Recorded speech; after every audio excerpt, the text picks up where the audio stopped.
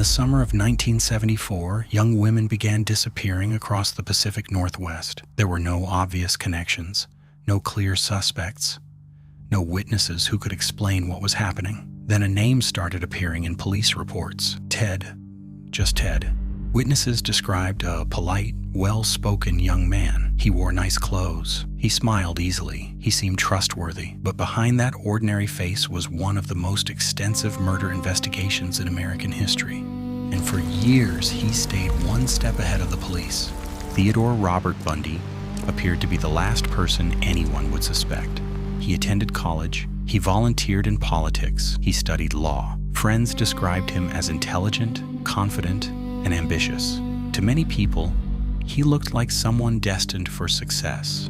But investigators would later discover a darker reality hidden behind that image. During the early 1970s, young women began disappearing from college towns across Washington and Oregon. At first, authorities treated the cases separately. Different cities, different jurisdictions, different victims. No one realized they might be hunting the same person. Witnesses started reporting something unusual. A young man would approach women in public places. Sometimes he appeared injured. Sometimes he pretended to need help carrying books or loading items into a vehicle. He introduced himself with a simple name. Ted. The reports seemed harmless. But investigators eventually noticed the same description appearing again and again. Attractive, polite, educated. What made the investigation difficult was that he didn't fit the public image of a dangerous criminal. He blended into everyday life, and that made him incredibly difficult to identify.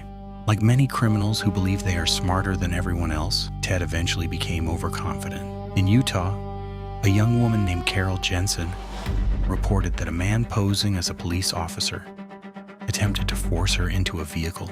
She escaped. More importantly, she survived. Her testimony gave investigators something they desperately needed: a living witness. For the first time, detectives had a detailed account from someone who had seen the suspect up close. When Ted was later stopped by police, officers discovered several suspicious items inside his vehicle. Individually, they meant very little. Together, they painted a troubling picture. Investigators began connecting cases that stretched across multiple states. The carefully constructed image he had spent years building was beginning to crack.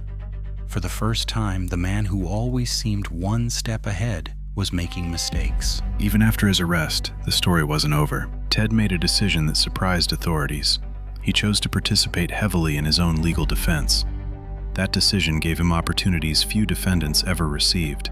He spent hours inside courtrooms, hours studying procedures, hours observing security weaknesses. Then, in 1977, he made his move. During a courthouse appearance, he escaped. The disappearance triggered an immediate manhunt. Days later, authorities found him and returned him to custody. But investigators underestimated his determination. Months later, he escaped again, this time from inside a detention facility. The second escape was far more successful. For weeks, one of the most wanted fugitives in America had vanished. Law enforcement agencies across multiple states launched a massive search, and once again, Ted seemed to be one step ahead. In February 1978, the search finally came to an end. After months on the run, Ted was stopped by police during a routine encounter. But investigators had spent years building their case. Information from different states was finally being connected. Witness testimony, physical evidence, investigative reports. Separate pieces of a puzzle that now pointed in the same direction. The man who had spent years avoiding identification could no longer stay ahead of the evidence.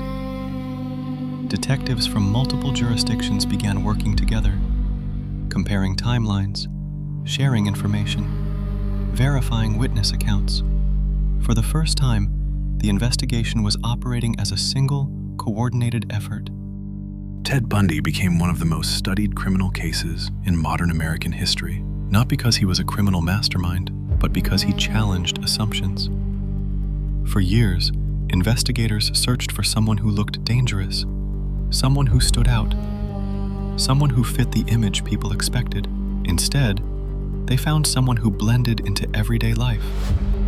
The investigation changed how law enforcement approached similar cases for decades afterward, because the most important lesson was also the simplest.